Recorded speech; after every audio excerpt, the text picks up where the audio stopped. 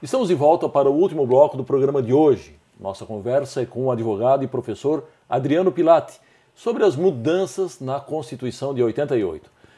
Professor Adriano, eu gostaria que o senhor fizesse uma comparação entre o Congresso Constituinte e o Congresso de hoje. Lamentavelmente não tem comparação.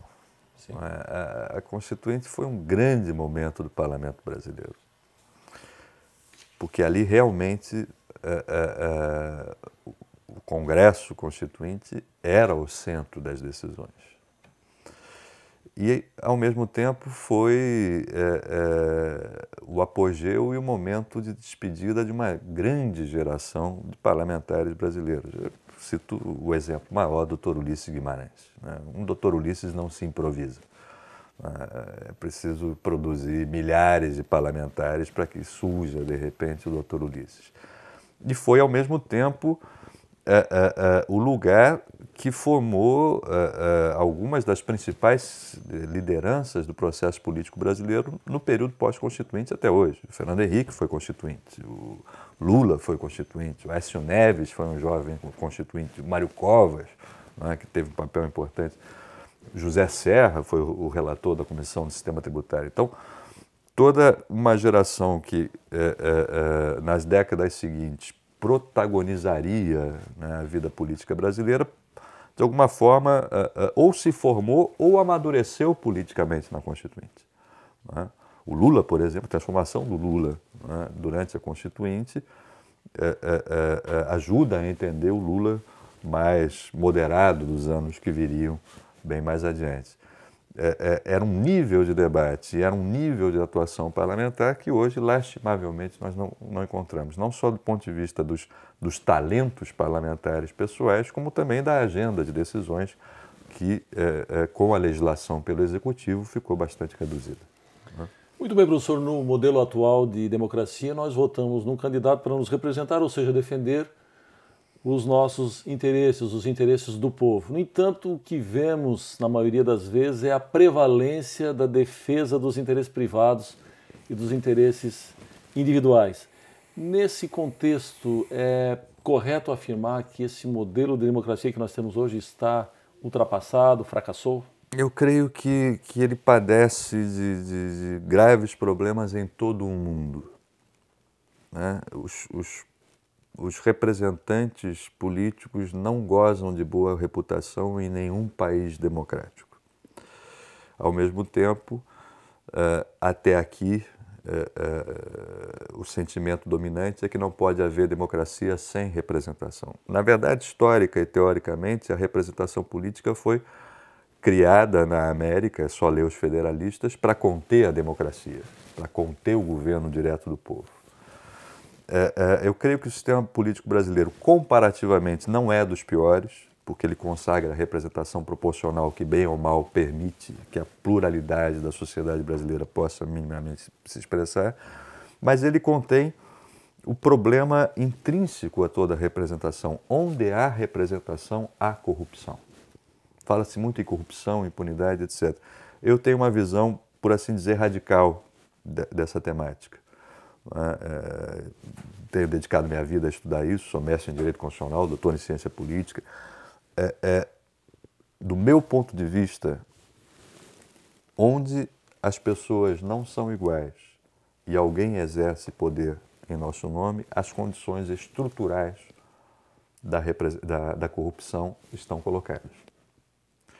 Então, se nós quisermos, de fato, falar seriamente, em redução da corrupção, em primazia da vontade do cidadão, eu acho que nós precisamos pensar. Nisso a América tem muito a nos ensinar, nos estados americanos, não na política nacional.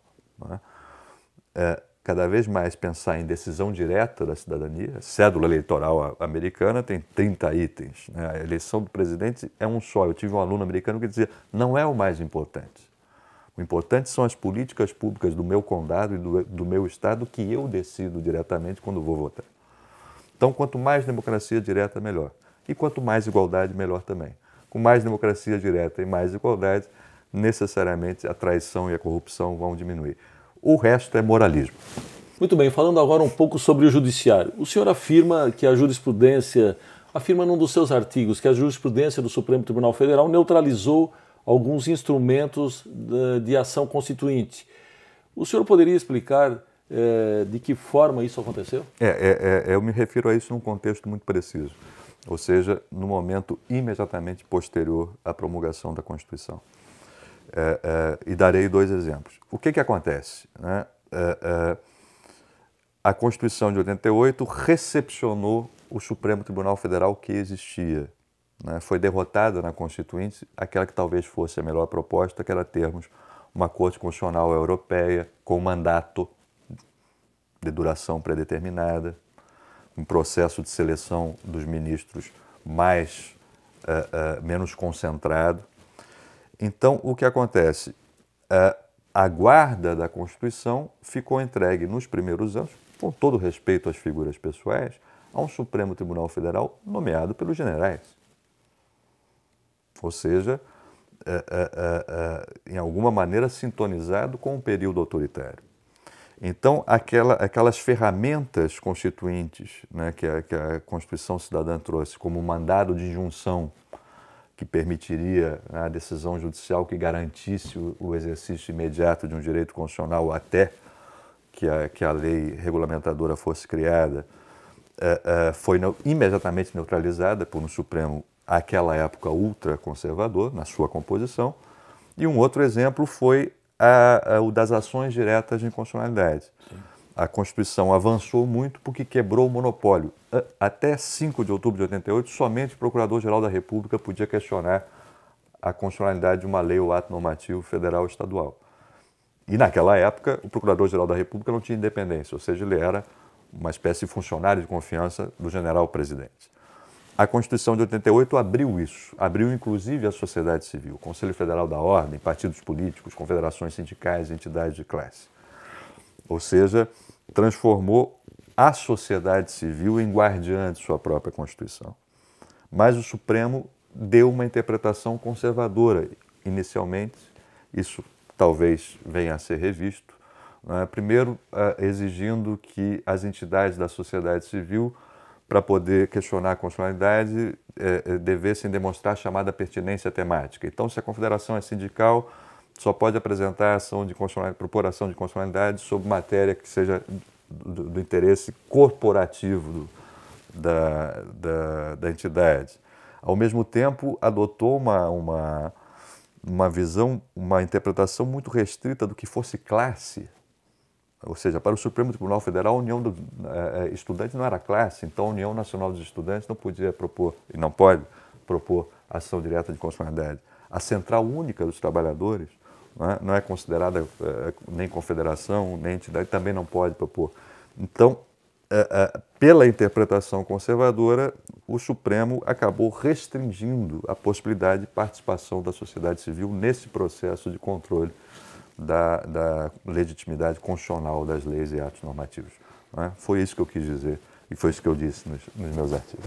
Tá certo. Para finalizarmos a nossa entrevista, eu gostaria que o senhor falasse um pouco sobre esse momento, que é um momento histórico, um momento em que o Supremo julga aí o chamado mensalão, e também gostaria de saber a sua opinião se esse julgamento, a forma como ele aconteceu e com toda a sociedade brasileira tendo acesso ao que acontecia lá nas sessões do Supremo Tribunal Federal, se isso pode acontecer em termos de diminuição da taxa de corrupção no país.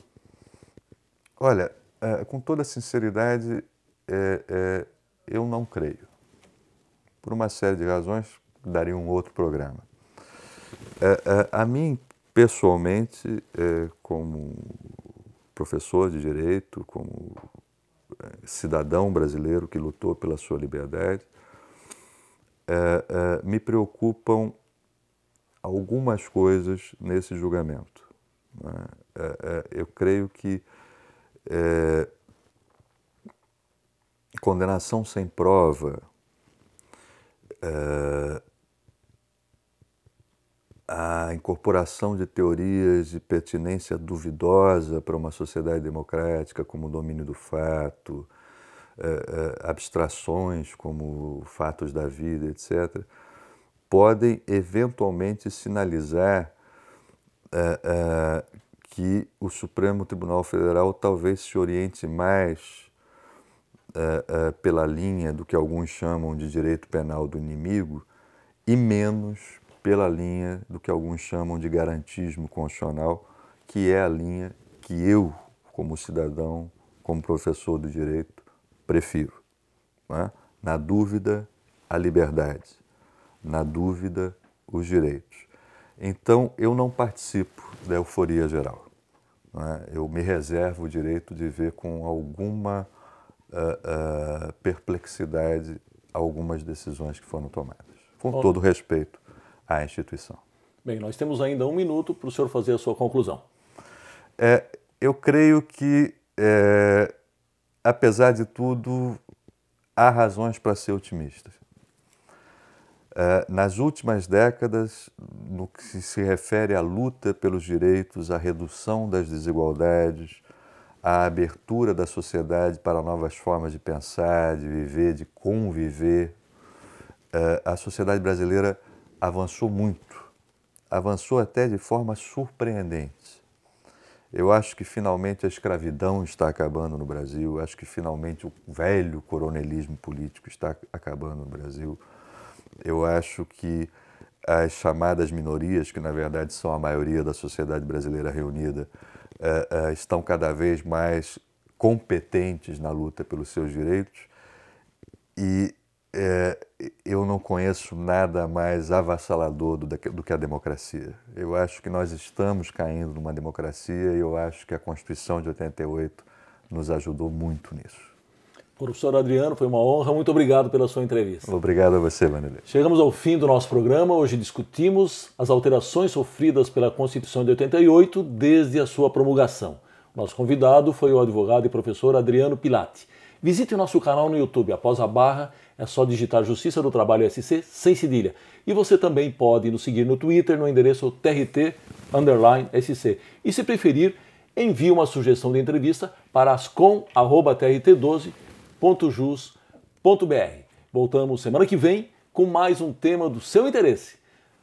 Até lá!